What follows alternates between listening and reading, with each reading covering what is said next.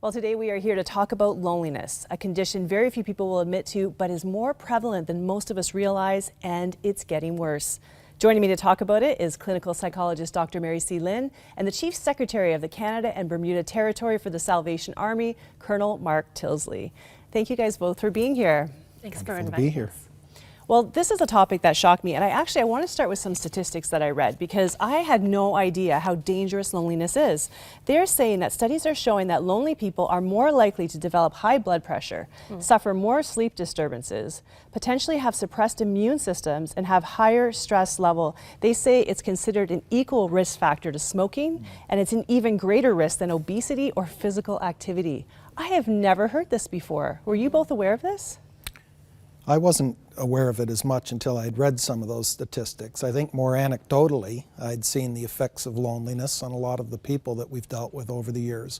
But I too, I think, was surprised at just the depth of the problem. I think we're aware of the emotional risk factors, but maybe not the physical results of those risk factors. What do you see, Dr. Mary? Well, I don't know that's always labeled loneliness, but I think when we dig deep and we talk to people who are struggling with depression or they're dealing with marital issues or challenges with their kids, often they will say that they actually feel lonely. Even though they're surrounded by a lot of people, they feel alone in it.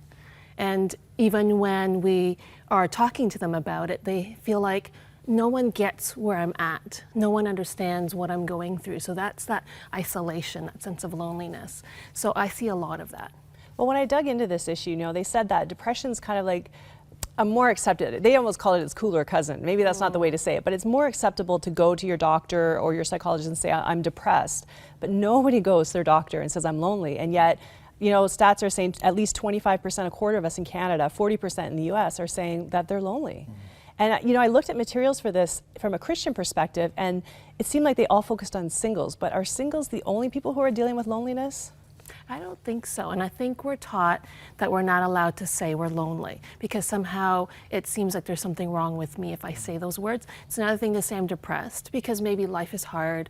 But if I say I'm lonely, then maybe it's because people don't want to be with me. Right, yeah. And that just feels like it's like saying I'm a loser almost. Exactly. And yet everybody deals with loneliness at some point in their life. Very much so. One of the things I loved about you, Colonel Tillsley, is that you responded to that article, one that was in the Globe, saying, you know what, the church needs to be involved. How do you see that?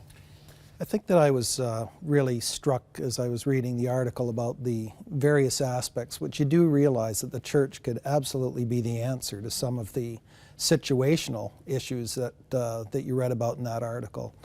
Recently I was just thinking about new Canadians, those who are new to the country, and particularly as I was thinking about a group of women that were referenced recently in an article in Mississauga and Surrey and some other parts of the country where you've got new Canadians here whose husbands are staying behind in the country of origin to work.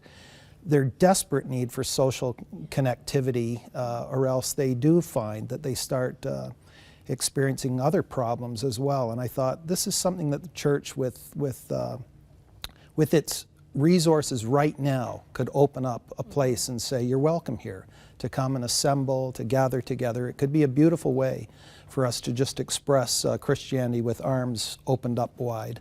I suspect that pastors watching this might feel a little frustrated because as the church we try so hard to be that place, but in a sense it's like this building, come to us, and if it's unfamiliar or maybe not your faith tradition or whatever, how do we make that connection with people to help give them the sense of community?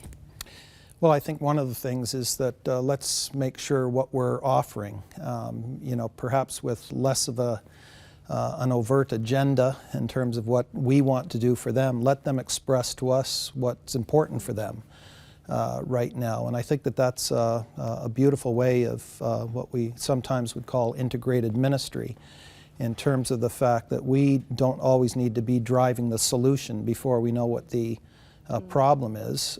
Let them say how they would find a place to gather helpful, what they feel that they would need. And I think then through the basis of friendship, then we get the wonderful opportunity of beginning to express the foundation of our friendship, which is our love for Christ and our love for each other. I think the church really does have a key role to play, and it's getting worse. So as people of faith, we have to come up with a credible response and a way to help society. You know, some people, Dr. Mary, are saying this is social media is part of the reason we're so lonely, because we have this illusion of being connected, but we're really not having true intimacy. Is that what you are seeing? Well, I actually would say that that is a symptom of something that's actually deeper, underlying why loneliness is an issue. And I think it kind of goes down to the roots of attachment issues. So if a child is raised in a family where they are loved unconditionally, like as Christ loves us, where they're accepted, where they're safe, where the parents are there for the kids if there's any issues or concerns, the child learns it's safe to reach out for help. People can be there for me. But unfortunately, what happens in many families is that experience that kids are taught it's not safe for me to be sad, or it's not safe for me to rely on my parents. I'm kind of on my own to deal with things.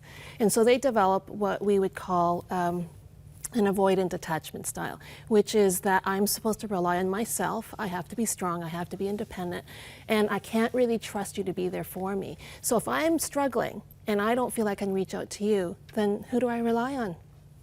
And then I become lonely, and of course I don't want to face that I'm lonely, so I go on social media, or I watch TV, or I get involved with the various distractions. But deep, deep down, I'm dying of loneliness. We stay busy so that we don't have to actually Exactly. listen to our own heart, which is Yeah. a really big challenge. I think, you know, I saw this quote and I thought it was amazing. It said, talk to enough lonely people and you'll find they have one thing in common.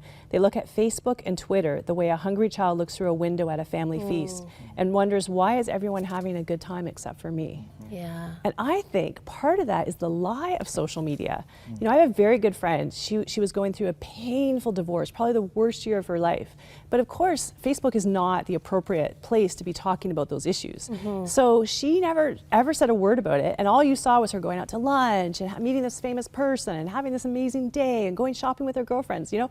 And so on the Facebook level, she has the most amazing life, and we could all be jealous of that.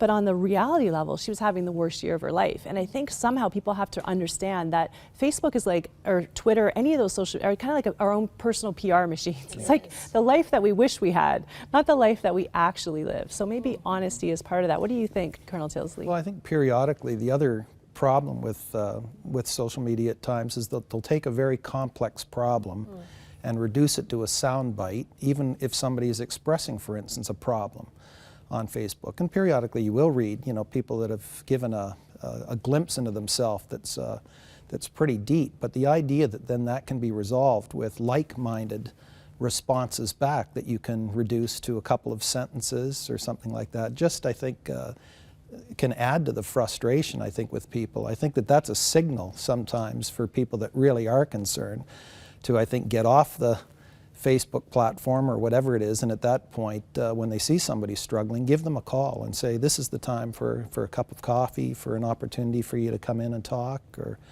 you know, have you spoken to your pastor? You know, many things at that point, I think, if we have this sense that it can not only express this unrealistic kind of almost fantasy life that we have, but also on the other side, when people do express something that's really hurting within them, it can't really be resolved, I don't think, with a quick, easy answer. This is not the nature of who we are.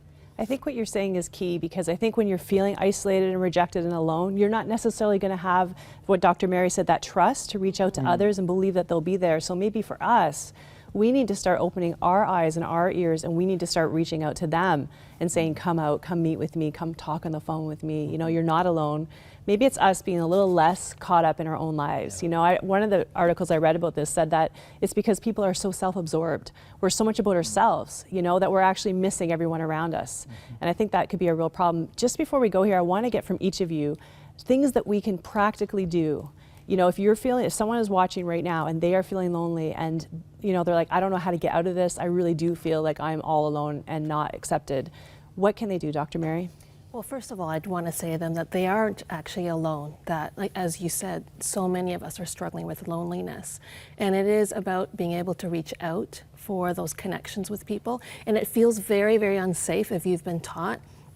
I saw a cartoon on Facebook just the other day, and it was a cartoon of somebody with all these knives in their back. And the caption was related to the fact that They've had so many stabs in the back, so why would you trust? But it is taking that risk and saying, okay, Lord, you know I'm hurting, you know I'm lonely, you know I need connections. I am praying that you will lead me to the one that I can trust. And then you begin to risk and choose to be vulnerable and choose to begin to open up. And you will be surprised at how many people will come around and they themselves will say, that's something that I've struggled with as well. Yeah, because it's common to It's everyone, so common. right? And then you don't feel so alone. Right. Colonel Tillsley? I think a commitment within the church to the wonderful ministry of friendship is absolutely critical these days. Jesus himself couldn't find, or maybe put a different way, found the best title when he talked about how he would relate to those that he loved most dearly. When I think of his relationship with the disciples, and he said, I now call you friends. And I think it's the basis by which we can have the hard word when it needs to be shared with somebody. It's the basis by which we can encourage people.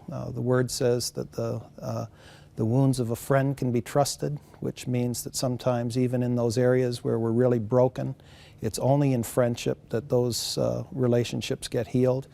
And I don't think that it's something that requires great programmatic emphasis, influx of huge dollars. I think that the church has a great responsibility to be connected to their neighborhoods and recognize that the hope of the world is still in Christ, and Christ has chosen the instrumentality of men and women and boys and girls to make his presence known in the world. So we need to be friends. I think that's a great challenge. And you know, sometimes we feel like we don't have all the answers for what people are struggling for, but a listening ear, I think, can be so powerful. There's so much more we need to unpack on this topic, and I think we just got started, but thank you so much for your expertise and your insight. I really appreciate you guys coming. Wonderful to be here. you. Thank you. And if you've been watching this and you've been saying, that is me, I am lonely, I want you to know we have prayer lines, people that are there just to meet with you, just to pray with you, just to listen to you. You don't have to stay in that place. And as Dr. Mary said, reaching out with trust that somebody will be on the other end of that phone line may be the first step to getting out of that state. So please give us a call.